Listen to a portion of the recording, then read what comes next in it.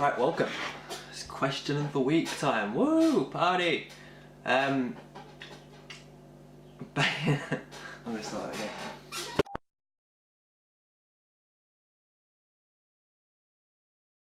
Right, it's question of the week time. Basically I want to kind of vary this up, so I'm actually, instead of sitting behind a desk, sitting behind a kitchen counter. I thought that would work a lot better. Good job. But yeah, question of the week. So purpose of it is just try and get a bit more involvement from those that are involved in the community and involved in the esports side of things.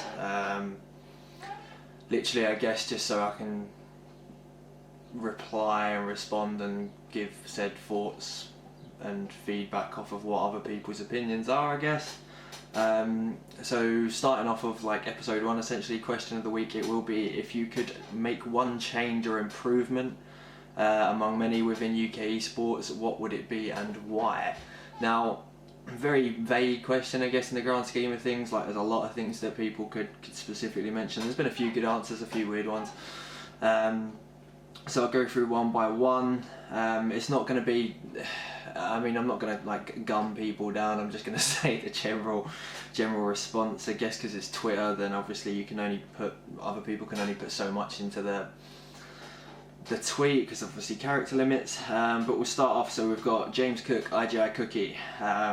It's like focus on greater exposure for more organisations and players, more exposure, more support, more room to grow in the UK. It's currently too restricted. And then specifically means event organisers, so online and offline tournaments. He did obviously specify not to take away what is brilliant with the scene, which, there is some things that are brilliant with the scene, I guess. My main point on it is yes, tournament organisers do need to create more content and more marketing around the events and around the teams and players that do attend.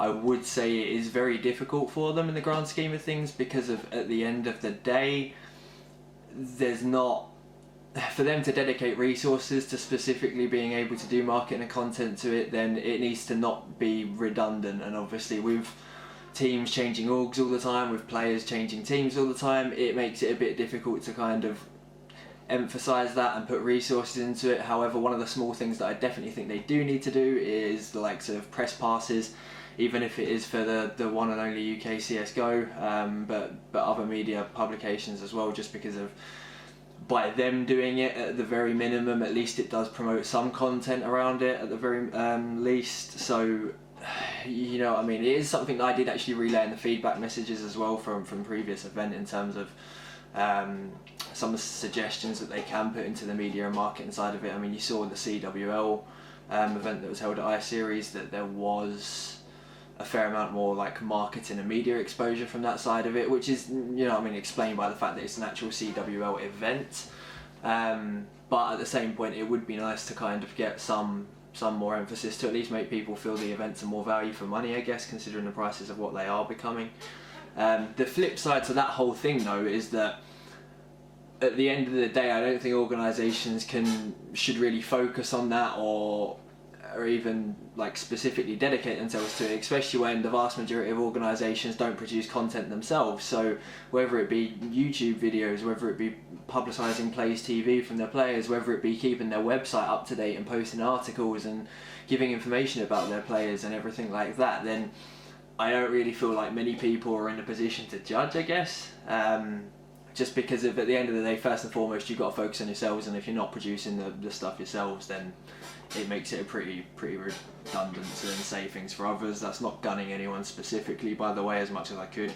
But yeah, we'll move on to the next point, I guess. So it's from Evan, acquire valid, introduce professional level staff and sponsors. Professional staff for organisations and sponsors for UK orgs and teams as well. Now, from a staff point of view, there are a decent amount of staff that work in organisations in the higher ends of the UK scene. There probably are some in the lowers as well. But the problem is people are expected to essentially put in the same amount of time and effort and work commitment as to what they do in a standard 9 to 5 a lot of the time.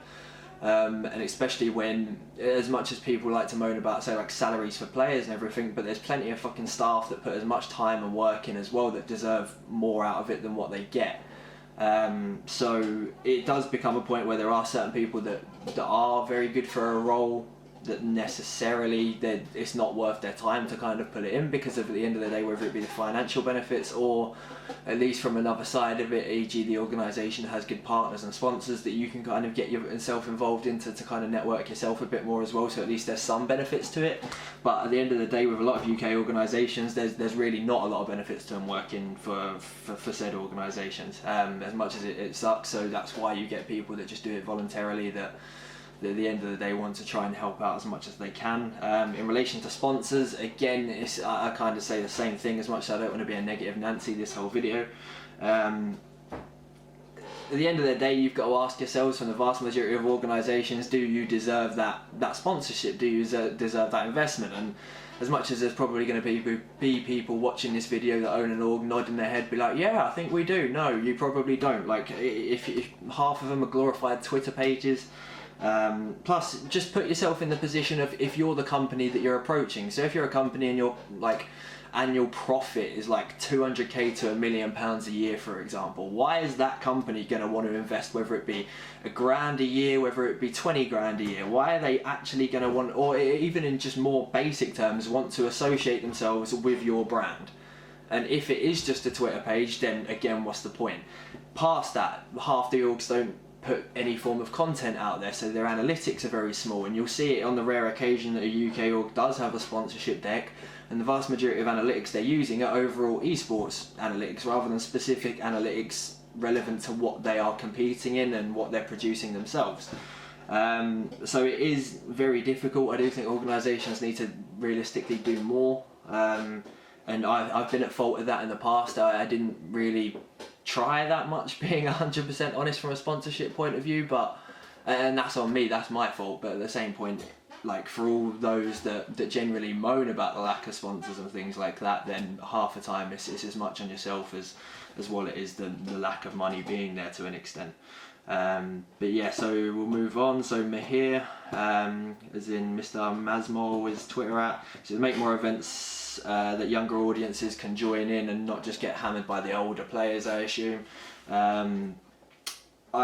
It's difficult. You've got, I know obviously you did state yourself in terms of more lands and not ones that are included in this already, but the problem is you have to ask yourself is, why are event organisers going to want to target that sort of, I mean, you can target 14 to 17 year olds, but at the same point, like you kind of said, is that once you get to that 16, 17 year old point and they're good at the game, then a lot of the time they're going to be noticed, or they're going to be playing in certain teams which are not the same quality as the rest of them. And it's just, realistically, especially LAN events, like online tournaments are different, so like UK minors and things like that, but actual LANs, there is going to be no value for money realistically in tournament organisers putting on an event specifically for 14 to 17 year olds to compete in a tournament.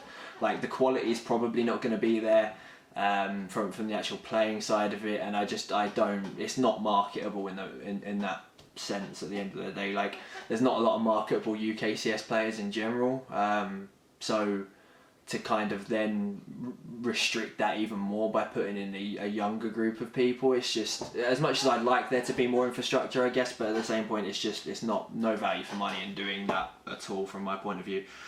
So we'll move on. So Ben, 8th, so having an event that can attract, or could frequently attract, strong European teams whilst also allowing for UK to compete. Yeah, sure, it would be fantastic. It's not going to happen anytime soon realistically, unless something comes out the blue, but look, it's going to be kind of the same repetitiveness, I guess, in a lot of these questions in terms of the way that I answer it. But look at it this way, at the end of the day, what benefit would European teams have coming over to play a LAN tournament where predominantly it's UK teams? There's not going to be much, right? The only way you can ever justify it is if there's a really decent prize pool. That's the only way that it's ever going to attract those teams to come in, and even then their schedules are so hectic. Obviously I'm not necessarily saying like the top European teams, but obviously you've still got to say like tier 2 teams to an extent that could come over if the prize pool is good enough. But yeah, like if their schedules are busy enough as well it is, and you're going to come over and the standard of the teams you know you're going to play is going to be less than what you could do just scrimming or practicing or participating in other tournaments and events, how is it going to be worth their while? I would love to see it personally, but realistically, I don't see much going on in that happening. I mean, Gfinity, I guess, would probably be the closest of any tournament organizer that's kind of done that sort of thing, or that will do that sort of thing. But yeah, I mean, it's unless someone else specifically comes in and puts up that massive amount of finances to make it worthwhile, then unfortunately I don't see it as something that happens anytime soon. So we'll move on. So Tom, as in Willie Freeman, when will it be Perry Gumpster or Tom Gumpster's round? Very good question. Should be a lot more frequently, considering he bows on buying drinks all the time. But yeah, probably the most valid point that's been answered in this question of the week for sure. So Dante has put, remove the fucking egos. So yes, one thing that I will touch on like all the fucking time. Egos are excessively... I don't even know how to justify it at this stage, because it's not as if like UK's really done anything internationally in CSGO. Obviously Source, yes. CSGO, not so much. So it kind of begs the question as to where these egos even generate from in the first place. But look, at the end of the day, I don't think there's anything really anyone can do to remove people's egos. It's just something that's going to have to play out on its own, as much as it sucks, and I do think it does hinder the scene a bit. But I mean, it happens all across the board, by the way. That's not just specifically targeting players. Like the kind of egos on certain people that run organisations that think they're a lot better than what they are. It's fully across the board on that one. So Cal Caspian, so obviously he's put the education of understanding CS fundamentals and basics, something that he believes almost all the scene doesn't understand, even the top guys. Now, very difficult for me to kind of weigh in on that, because at the end of the day, it's not as if I know any better for me to really make a judgment on it. But at the same point, I think the evidence would be that UK CS hasn't made it internationally, so that would be a telltale sign that it hasn't worked out anyway, and that could be a reason why, is because they don't understand the basic fundamentals of the game. I do think there are certain UK players that do, but at the same point, this can probably be summed up even in the basics of say like the Snods Meet the Scene interview that I'd done, in terms of him saying like he's having people that have been in and around the top higher ends of the UK scene that still don't watch demos, and asking him how he's reached that point of where he is. So I don't even know how to explain it at this point. It is quite disappointing, I guess. I think it's just people seem to think that they deserve a chance without putting the hard work in. Like, realistically, that it's across the board. It's not just players, it's everyone. So it is something that does need to change, I guess. Like Caspian, in terms of what you've said, I mean, you've run various academies, you've done various coaching bits as well, so I guess you're going to have a better position to make that judgment. But yeah, for sure, I mean, as much as whether I have the right to agree with it or not, it probably is true at this point. And then we move on to one of the last few ones that we've got. So Spectrum, you would try and find a way to help get to the players who truly put the time in and want to improve but need the guidance from better players. So specifically what he means by this is kind of in reference to say like what Caspian has done before in terms of the UK Academy bits that he done from a coaching perspective and things like that. It's difficult. I do think that there could be more, but at the same point, a lot of these higher end UK players anyway, like they struggle to find the time to kind of put the hours into the game among all like general responsibilities. So to kind of have that free time then from that point onwards that can then help coach, guide, or whatever it necessarily is, it's not going to be the most viable of solutions, I guess. There are certain people that I know that are working on certain content plans to come up that will be beneficial towards the more amateur players in the scene. So I would keep an eye out for kind of checking on social media and whatnot for certain videos to come out soon, I guess. But it is very, very difficult. I do think in also a lot of the scenarios that there are a lot of higher end UK players that are actually willing to help people when they message them, but a lot of lower players, they get very pissed off very quickly. So they'll ask someone for help, the person will say sure, maybe, but I'm busy at the moment, and then said person asking will then get pissy. So there's situations like that which then kind of stop the higher end players wanting to help other people, because people are not very grateful at all when it comes around to these scenarios, or even being given an opportunity. So yeah, for sure, I mean, it's something that would be nice. The best way around it, I guess, is just kind of certain players doing content and making it accessible for the rest of the community to view. The last couple ones have just been kind of like more lands and than just like the epics and insomnias. Again, it's probably just going to resort back to what I've stated before.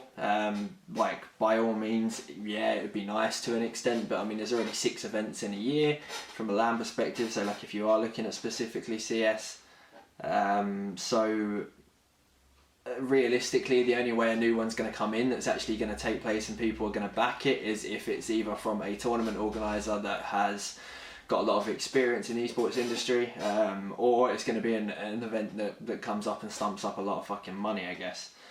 Either way, I wouldn't even say that's like I mean, sure, it's a contributing factor as to what can make the scene better, but I'd say there's kind of still more fundamental basics that need to be kind of addressed before more events start coming into play. Because I mean, the problem is that mixed between the 6 events we've got at the moment, you've got to think then from a financial standpoint that our organisation's going to want to pay out that more money, our players themselves going to want to pay out that more money, just to attend these events. 'Cause obviously, if it's like another 2-3k event, it's just not. There's just no point in it. Like, the only way a new event can come in and actually take place and have a good quality of teams go, let alone numbers wise, is like it's going to have to stump up a bigger prize pool than what I Series is realistically, because of Epic's already on that more casual side of the event. So the prize pool, as much as everyone would like it to be bigger, but it's kind of justified by that experience. Whereas the Series people obviously want the prize pool to be a lot bigger. And that's kind of the more serious event. So for a new event to come into place, the only way to do it realistically is by taking a prize pool that's bigger, or it can generate a lot more exposure from a media and marketing point of view to make it worthwhile for these people to go. But it's on the fence. But yeah, I mean, that pretty much sums up all the questions for question of the week, I guess. I mean, dependent on how this episode goes and the views and whatnot, then it might be the only episode I do it might be an ongoing series, but yeah, we will see, I guess. So anyway, remember to like, comment, subscribe, hate, whatever it is you feel like doing. Other than that, obviously, thank you very much for watching, and peace.